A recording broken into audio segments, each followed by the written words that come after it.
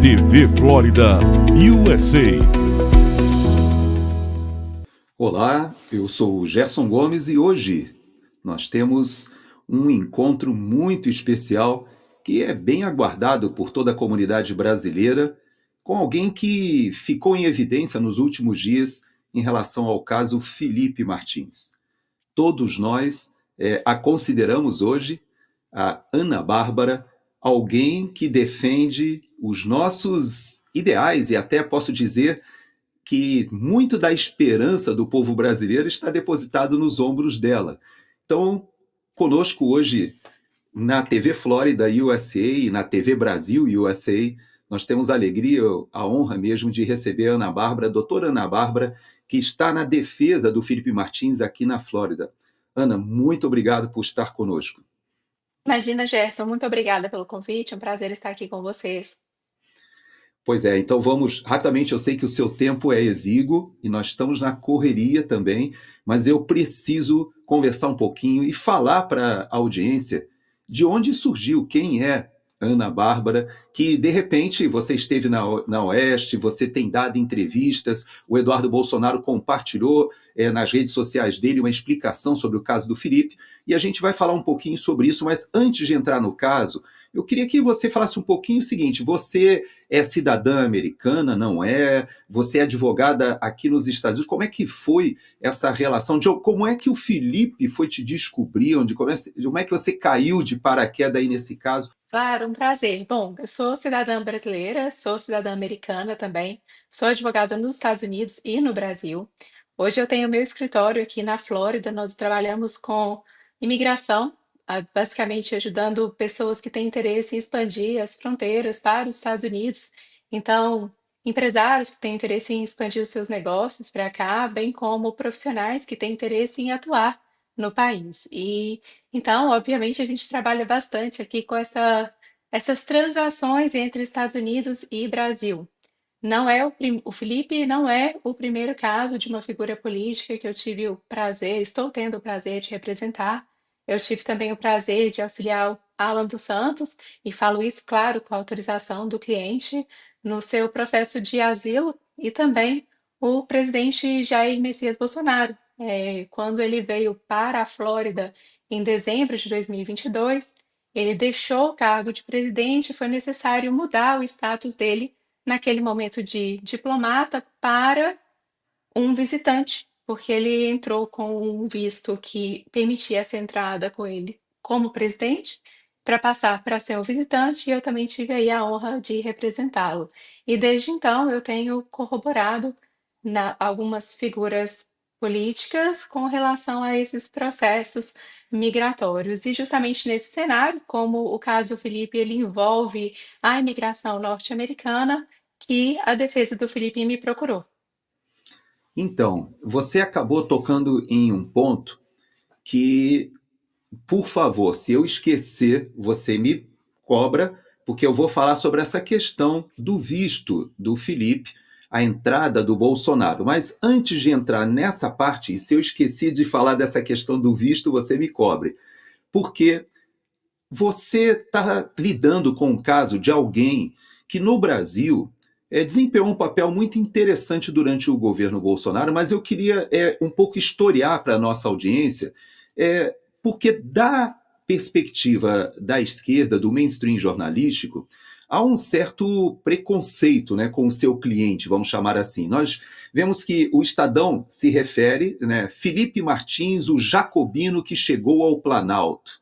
Então você veja que só nessa abordagem, quando o Felipe é levado para ser um dos assessores do presidente Bolsonaro, ele diz quem é o novo conselheiro pessoal de Jair Bolsonaro na área externa e o que pensa sobre a diplomacia do país e o novo governo. Então, de fato, o Felipe Martins, ele desempenhou um papel fundamental durante o governo Bolsonaro. Sim, é verdade, é jovem, mas é alguém muito articulado. Mas é interessante que essa matéria da BBC, Ana, eu queria de cara já te desafiar a gente conversar um pouquinho sobre isso, porque foi uma matéria que foi feita no contexto da prisão do Felipe, ou seja, o Felipe foi preso, por favor me corrija se eu falar alguma coisa equivocada ou não Tá? exata, mas e me parece que ele foi preso já quase um ano depois do que aconteceu ali nos atos do 8 de janeiro de 2023, ele teria sido preso já em 2024, é isso mesmo?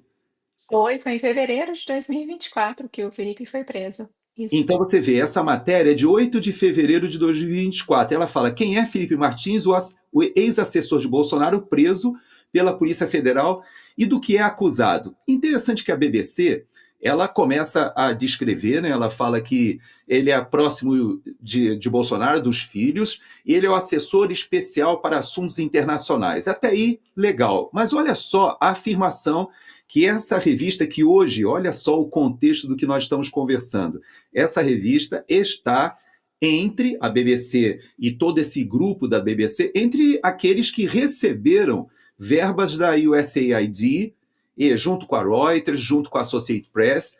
Então, a gente percebe que esse viés ele não é fortuito. Né? Houve investimento, inclusive, do Departamento de Estado, por intermédio do governo Biden, para que essas matérias fossem construídas. Então você veja que, olha o que eles escreveram nessa matéria, e eu vou pedir para você, já de cara, falar para a gente se isso é verdade ou não e como você descobriu isso. Martins saiu do Brasil com Bolsonaro em dezembro de 2022, após a vitória do presidente Luiz Inácio Lula da Silva nas eleições presidenciais. Ele retornou ao Brasil no ano passado e desde então manteve uma presença bastante discreta nas redes sociais, onde antes publicava com frequência. E olha como eles fecham. Especialmente no Twitter, Martins reverberava ideias sobre globalismo, ideologias de gênero e outros muitos temas que inspiram parte da ideologia propagada por Bolsonaro e seus aliados. E aí, essas afirmações sobre o teu cliente são verdadeiras? O que a gente pode falar sobre isso? Bom, Gerson, quanto à relação, com relação à viagem do Felipe, eu acredito que não tenha dúvidas que essa viagem não aconteceu. Os meus colegas da defesa no Brasil já demonstraram isso por provas abundantes e contundentes, né? Tanto ali a viagem da Latam, que aconteceu no dia seguinte ao da suposta viagem para os Estados Unidos, em que não haveria tempo hábil que o Felipe tivesse chegado aos Estados Unidos e retornado aos Estados Unidos para estar naquele avião, e a própria Latam confirmou que ele estava nesse avião no voo doméstico, quanto também recibo de Uber, e principalmente a questão de geolocalização, né, que inclusive da TIM demonstra que o Felipe esteve em território nacional durante todo o tempo. Então, não há questionamento com relação à viagem do Felipe não ter acontecido. Pois é, então.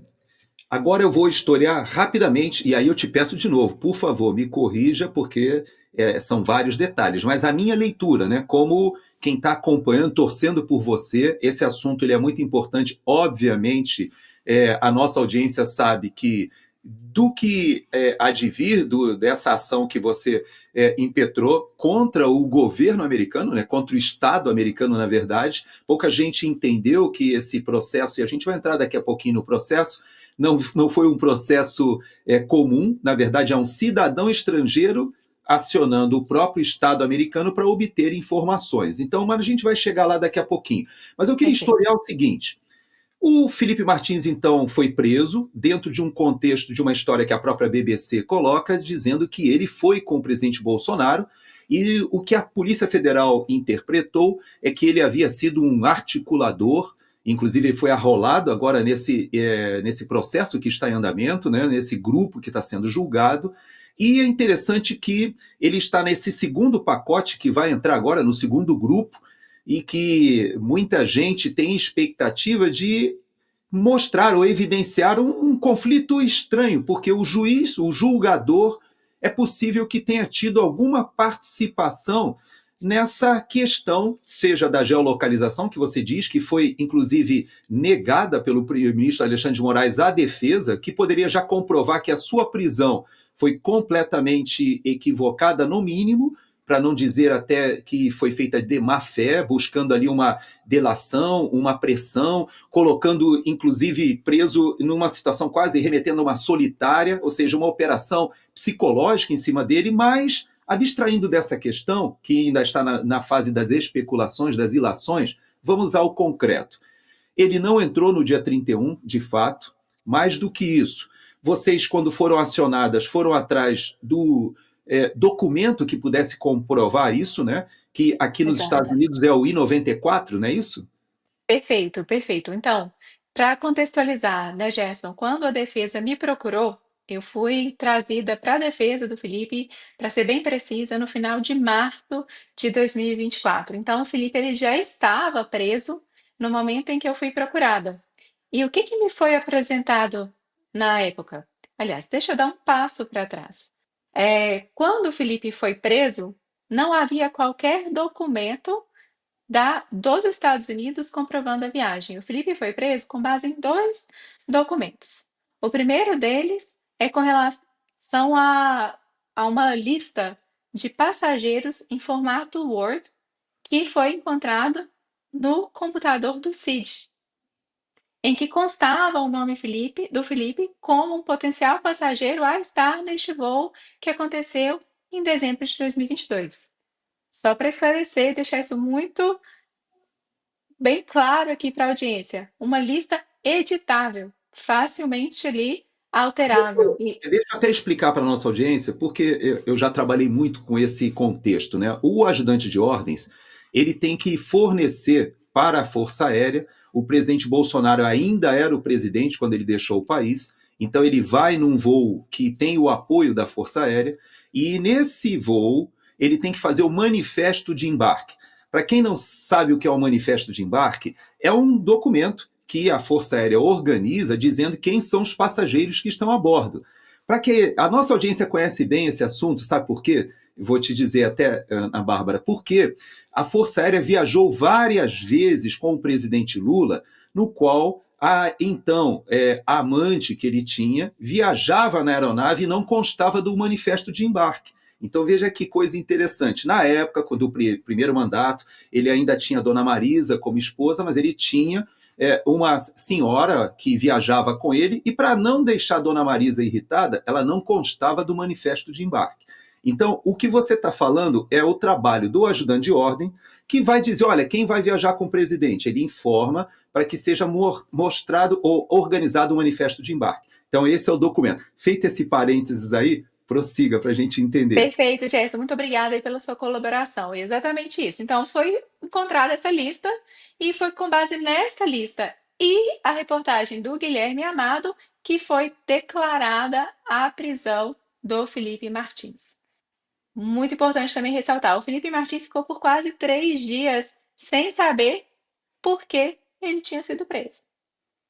Até que, então, veio essa explicação por essa suposta viagem. Entendeu-se, então, que havia tido algum tipo de burla à questão imigratória, porque constaria essa entrada dele nos Estados Unidos, mas não constava que ele saiu do Brasil.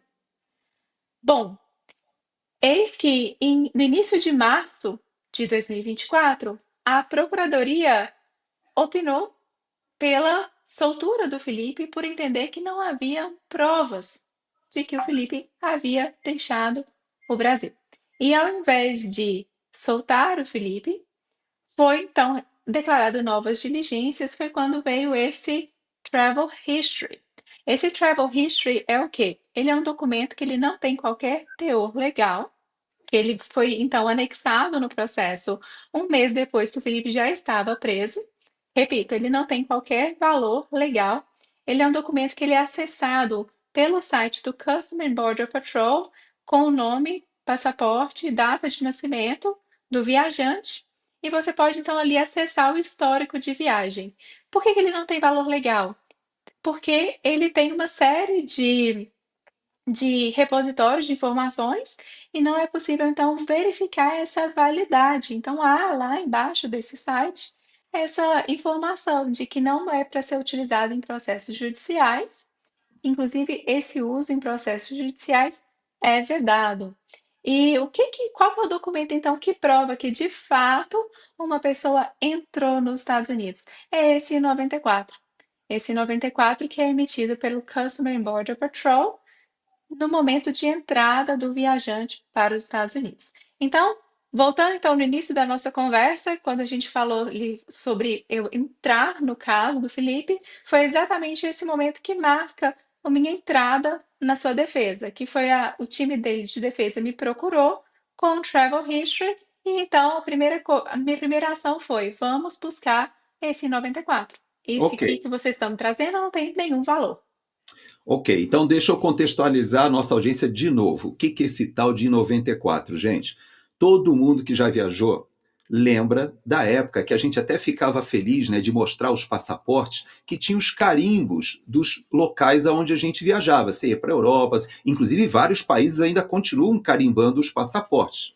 Vários países deixaram de fazer esse carimbo, e aqui nos Estados Unidos você entra agora e não tem mais nenhum registro no seu passaporte da sua entrada e nem da sua saída. Então, como é que é isso? É porque hoje todo o sistema foi informatizado. Então, vou dar um exemplo para vocês que estão nos assistindo.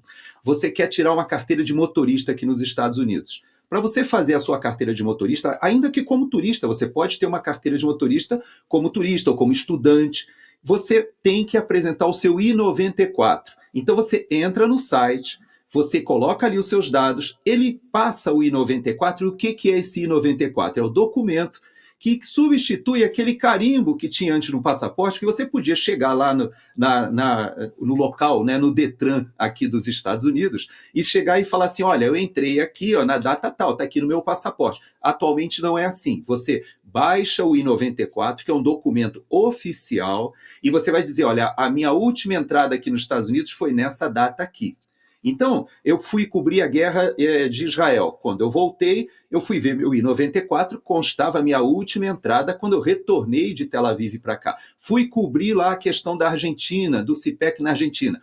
Quando eu vou ver o meu I-94, não aparece mais a minha entrada de Israel, aparece a última, que é de Buenos Aires. Existe um histórico, mas o I-94, ele mostra a sua última entrada. E aí, se eu não me engano, Ana, depois você me corrija, você, quando foi buscar esse I-94 em Orlando, eles te informaram que não constava a entrada do Felipe, mas que sim por Nova York, quando ele realmente tinha entrado, se eu não me engano, em setembro.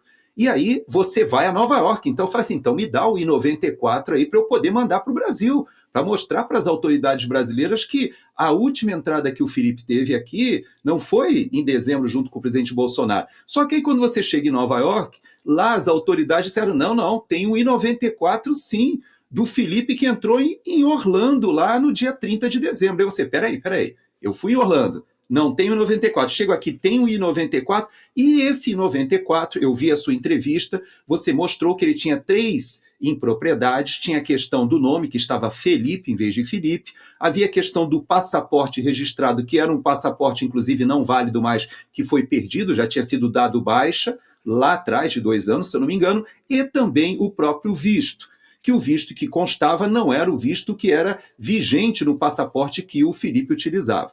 Então, aí você retorna e fez um processo. Esse processo a gente sabe que agora as próprias autoridades americanas já reconheceram que houve uma falha, um erro, que é bem provável que tenha sido de má fé ou que tenha sido forjado e não um equívoco, mas ainda não sabemos, que agora está nesse processo.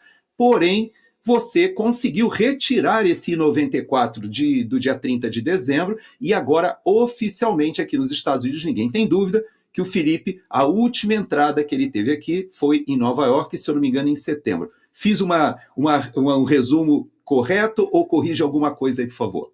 Perfeito. A única coisa que eu gostaria de acrescentar à sua narrativa de fatos é com relação ao fato de que, quando Orlando nos negou, aliás, afirmou que não tinha, então, qualquer registro, e nós conseguimos isso por escrito por eles, isso já foi amplamente divulgado na mídia e também juntado no processo do Felipe. Então, decorreram-se alguns dias da negativa de Orlando e do nosso contato em Nova York. E é importante a gente adicionar isso, por quê? Porque algo mudou nesses dias. Então, isso aí é algo que eu É gostaria de importante. trazer.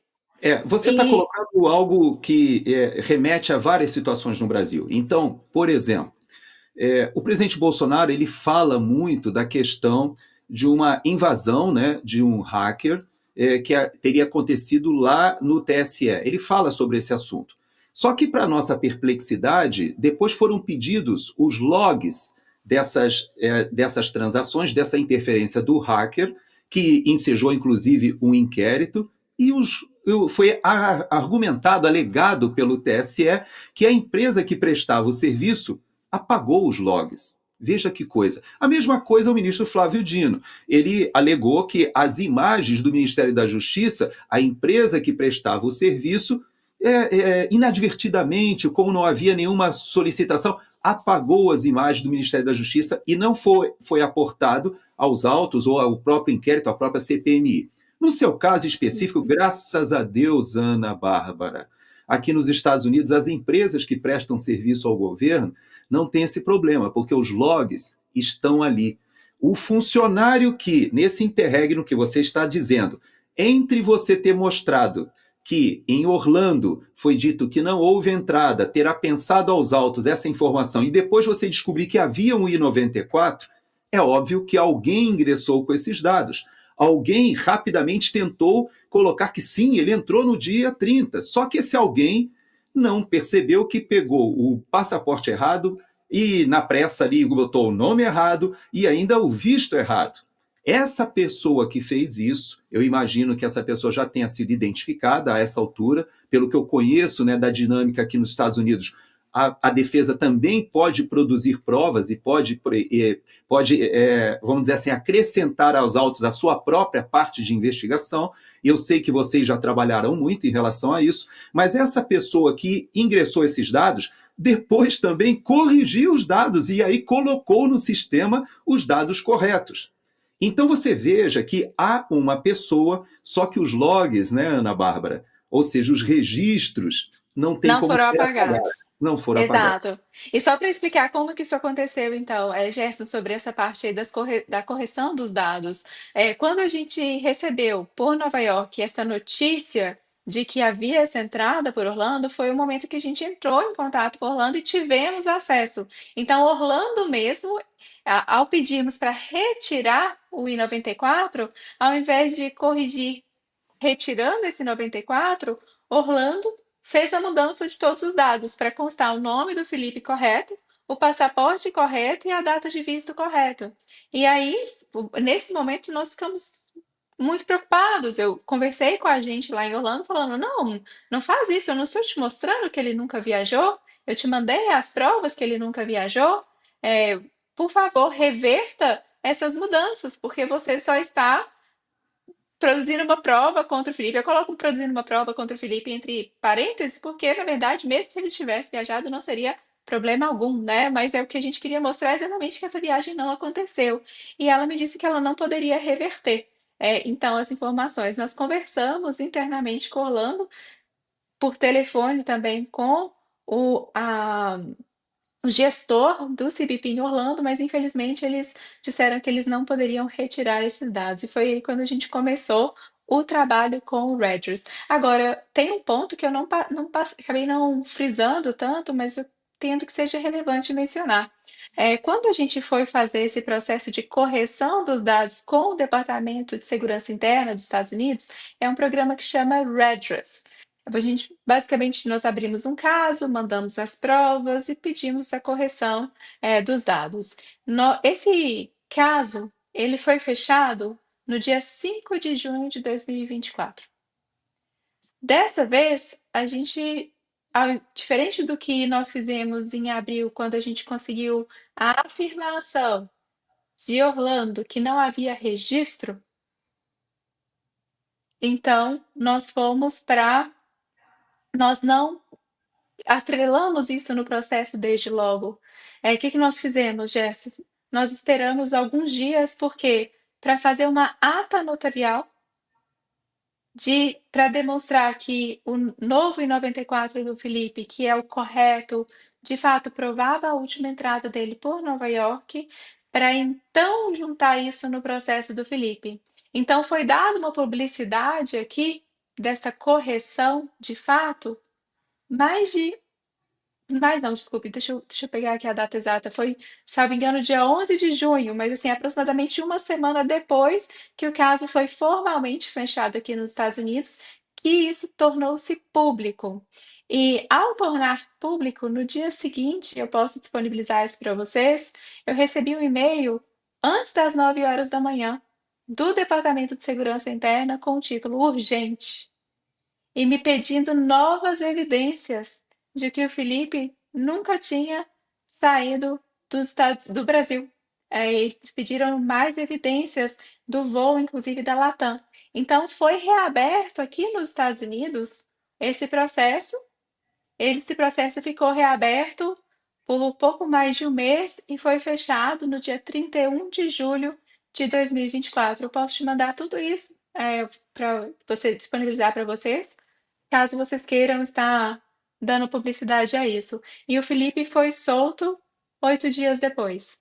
Então, Mas tem um aspecto, para você não concluir, desculpe eu te interromper. imagina, Muito importante a nossa audiência entender o seguinte: nós estamos falando de governo Biden, nós estamos falando de Anthony Blinken no Departamento de Estado, nós não estamos falando de governo Trump, nós estamos falando do governo que enviou a Victoria Nuland ao Brasil antes das eleições e ela retornou ao Brasil depois das eleições para cobrar a fatura numa reunião com Celso Amorim. Nós estamos falando de uma estrutura governamental que poderia ter descoberto isso sem precisar te pedir essas evidências, porque é muito simples. Existe a filmagem. Existe, quando você entra, você faz, nesse processo de entrada, algo que registra e que não precisaria toda essa busca. Mas aí eu quero te fazer aquela provocação que eu falei para você não me deixar esquecer e que eu vou chegar agora. E eu preciso que você esclareça isso a bem da verdade, a bem da justiça, realmente. claro. Eu já tive o passaporte diplomático também, na época, em operações das Nações Unidas, etc. E eu sei que as entradas com passaporte diplomático, quando você está numa delegação do presidente da República, inclusive chegando numa aeronave oficial, se o nome do Felipe estivesse ali no manifesto de embarque, o que eu acredito que não deva ter ocorrido, mas digamos que aquela comitiva, aquele grupo tenha tido algum tratamento preferencial, ou seja, tenha feito a entrada, ou seja, a entrada na imigração aqui nos Estados Unidos de uma maneira feita com uma certa prioridade, né? Nós sabemos que existe esse tratamento ao passaporte diplomático. Então eu te pergunto, não teria sido assim, quem sabe, o funcionário recebeu uma relação e fez a entrada de todo mundo que estava na aeronave sem ter passado pelo processo normal imigratório? Será que foi isso que aconteceu? Porque tem gente insinuando que teria sido um deslize e não essa má-fé. Já dificilmente comprovaremos essa tese, porque houve toda essa coloca dado, corrige dado, coloca, tira, tal. Então, e como a gente falou, os logs estão ali, mas eu queria te levantar essa possibilidade. Será que não pode ter sido um equívoco porque ele estaria numa relação de pessoas que viajaram? Excelente a sua pergunta, e inclusive nós aqui da defesa já fizemos algumas vezes esse exercício, justamente podendo pensar todas as possibilidades. E inclusive eu mesma, a parte de pensar uma fraude foi a última das opções, assim, quando eu recebi o caso. O que você está mencionando chama Port of Courtesy, que traduz para o cortesia de porto, que de fato um diplomata, ele não precisa tirar digitais e fotos na entrada dos Estados Unidos, mas ele não fica eximido da checagem de passaporte. Então a checagem de passaporte, ela tem que acontecer. Então esse é um ponto. Outro ponto é, ainda que tenha sido isso, vamos supor que o agente no aeroporto, ele pegou ali uma lista de passageiros que, vamos colocar aqui, trabalhando em hipóteses, que havia o nome do Felipe Martins naquela lista de passageiros, e ele acabou colocando então a entrada. Por que que essa entrada não apareceu quando eu solicitei para Orlando? Porque eu passei todos os dados do Felipe. Por que que Orlando, então, não conseguiu identificar isso? E Então, o sistema de Orlando é diferente do sistema de Nova York? Então, eles não têm a base de dados dos passageiros que entraram por Orlando? Então, assim, são perguntas que deveriam ser respondidas para poder embasar essa hipótese. e sem falar, como a gente já citou aqui, que isso inicialmente foi retirado, depois foi acrescentado com nome falso, com um passaporte. Falso não, né? Equivocado, porque Felipe e Felipe todo mundo confunde, inclusive o Felipe Martins com Felipe Barros. Até aí tudo bem. Agora, Felipe e Felipe, mas o número do passaporte era diferente e, inclusive, o visto do passaporte era diferente. Então, não existe a menor possibilidade de um passaporte que já estava perdido há 2 anos e que nem estava mais válido, eles estavam, inclusive, utilizando um outro passaporte com outro tipo de visto, não tem como ter sido dada essa entrada. Então, todo esse imbróglio, houve, na verdade, algumas falhas dessa pessoa que participou dessa eu vou chamar dessa maneira forjada essa entrada. Eu prefiro colocar dessa maneira. Eu sei que você, como advogada, ainda está na fase de vamos dizer assim, conjecturas, não sabemos exatamente, pode ter sido uma falha, mas eu acho muito difícil. E fico feliz, como disse para você, de que isso esteja acontecendo agora com um novo Departamento de Estado, com uma nova estrutura, inclusive de governo, que possa resgatar esses logs, resgatar quem foi que acrescentou esses dados depois e quem foi que corrigiu depois também. Então, tudo isso está registrado. A gente sabe, tem que ter tido o login de algum funcionário, e eu quero crer que esse funcionário há especulações, inclusive, de que ele seja um brasileiro naturalizado, ou seja, alguém que possa estar conectado ao que estava acontecendo no Brasil, porque os funcionários aqui que fazem esse tipo de desembaraço ali na chegada dos passageiros não conhecem a situação política do Brasil, não sabem nada disso, mas se era um brasileiro naturalizado americano, talvez sim. E nós não sabemos exatamente o que aconteceu. Eu sei que Orlando, aonde o presidente chegou, hoje tem 10% da população de brasileiros, e nós temos brasileiros lá que já estão trabalhando em diversas funções, inclusive funções de governo. Vamos aguardar. Eu queria te perguntar, por último, o seguinte: o que tem à frente? O que nós podemos esperar agora? E existe toda uma torcida no Brasil, né? Eu costumo dizer que é a torcida do fogo no parquinho. Eu até falei isso com o desembargador Sebastião, ele riu, ele entendeu a minha provocação, porque eu dizia que eu sei do trabalho de vocês, muito sério, para que a própria acusação, né, da PGR não seja aceita, ou seja, essa é o trabalho de vocês. Mas a população brasileira, que quer o fogo no parquinho, que chama, é o seguinte: eles estão torcendo o seguinte: Alexandre, aceita a denúncia, deixa o Felipe no processo, porque isso que vai sair dos Estados Unidos vai causar uma situação sui generis, em que o juiz que está julgando está relacionado a uma eventual fraude de alguém da sua equipe, talvez um delegado da Polícia Federal, não sabemos. Então, é claro que a gente sabe que esse fogo no parquinho não é o real. Nós torcemos, na verdade, que a justiça seja feita. É claro que a audiência quer que esse caso subsidie o descobrimento de várias ilegalidades, inconstitucionalidades que já estão sendo feitas nesse processo já há muito tempo no Brasil. Há 6 anos, podemos dizer que esses inquéritos correm em segredo de justiça, sem defesa, como um ardil utilizado como perseguição política. Mas, no teu caso específico, conta pra gente o que a gente pode esperar pela frente agora. Bom, nesse momento nós estamos então buscando os dados, de quem fez essa inserção e quando. Então nós pedimos os logs. Nós tentamos inicialmente pela via administrativa, mas não tivemos sucesso, e agora então estamos buscando isso na via judicial. E a partir daí, como desdobramento, claro, ações de responsabilização, dos agentes que, sim, se provada má-fé, responderão individualmente. Então, as devidas penalizações. Afinal, o Felipe Martins, ele sofreu muito, pessoalmente, em todas as esferas, com relação a isso, e continua sofrendo. Eu entendo que seja incorreto dizer que o Felipe ele está livre. Ele não está livre, ele tem ainda medidas, protetivas decorrentes desse fato aqui nos Estados Unidos. Eu vou colocar ainda como um registro falso. Eu entendo que não seja leviano neste momento, ainda que com todas as evidências, mas não cabe a mim, neste momento, afirmar como fraude. Mas nós estamos exatamente indo buscar que, se houve fraude, nós iremos trazer à luz nisso. Tá ótimo.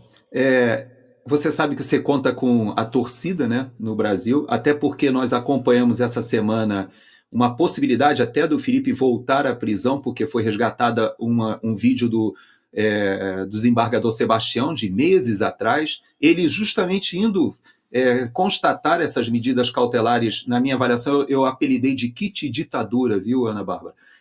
Que é você obrigar a pessoa semanalmente lá É, no fórum, você botar de tornozeleira eletrônica, a pessoa não pode estar nas redes sociais. Então, tudo isso que está sendo imposto a um monte de gente no Brasil, o Felipe ainda está. Então, na verdade, ele está numa espécie de prisão domiciliar. está, Então, sim. eu concordo com É um você, absurdo. é um absurdo. Mas ele, segundo o próprio mainstream jornalístico, a gente mostrou aqui, né? Ele é o jacobino, ele é aquele que estava junto com o presidente Bolsonaro falando sobre globalismo, sobre pautas de gênero, ou seja, leva para o campo ideológico algo que você, como advogada, sabe que aqui nos Estados Unidos é levado muito a sério. Eu quero crer, a minha torcida e a torcida do Brasil, é que agora no governo Trump seja muito difícil que os logs desapareçam, que as imagens tenham sido apagadas, né? A gente quer acreditar que agora nós teremos possibilidade, sim, de descobrir. E principalmente, Ana, não só quem fez, mas por que fez. E além disso, as conexões de quem fez. E se houve participação até do governo americano, de outras pessoas do governo americano durante a administração Biden, se houve alguma articulação feita entre o Brasil e o governo Biden para que esse assunto pudesse ficar quieto, né? Por exemplo, não, arquiva isso aí, deixa isso para lá, ou até mesmo se houve participação da equipe do ministro Alexandre de Moraes, algum advogado da equipe ou dele pessoalmente, tudo isso pode vir a emergir de um acordo. Você sabe muito melhor do que eu que aqui nos Estados Unidos os acordos são muito importantes e é possível que haja, numa segunda fase, algum tipo de acordo ali mais na fase penal, de que essa defesa possa dizer, olha, eu quero colaborar e eu vou dizer sim, por que eu fiz e qual a conexão que eu tenho no Brasil e quem foi que me pediu, etc. Então, essa é a nossa expectativa, né, Ana? Exato, nós estamos trabalhando para isso e nós vamos atuar em todas as frentes. Já exaurimos a via administrativa, estamos atuando na via civil e também vamos exaurir todas as vias criminais para trazer a devida responsabilização de quem fez isso. Se de fato provada essa fraude, essa pessoa vai sim ser responsabilizada. Não só quem de fato executou, mas também, como você colocou, todas as conexões, a mando de quem, se isso de fato aconteceu. Ana, muito obrigado. Eu sei que você está na correria para uma próxima reunião. Eu te agradeço em nome da TV Flórida USA e da TV Brasil USA, que nós estamos agora numa fase de ampliar esse trabalho de uma das TVs aqui de stream mais importantes para a comunidade brasileira aqui nos Estados Unidos. Olha, muito obrigado para você. Eu tenho certeza que essa sua entrevista, esse bate-papo, vai ser muito esclarecedor para o pessoal lá no Brasil e aqui nos Estados Unidos também. Obrigado, viu, Ana? Imagina, eu que agradeço o convite, muito obrigada. Foi um prazer falar com vocês e trazer aí à luz um pouco mais sobre o caso do Felipe. Fico aqui à disposição. Caso surjam qualquer dúvidas adicionais, contem comigo. Obrigado.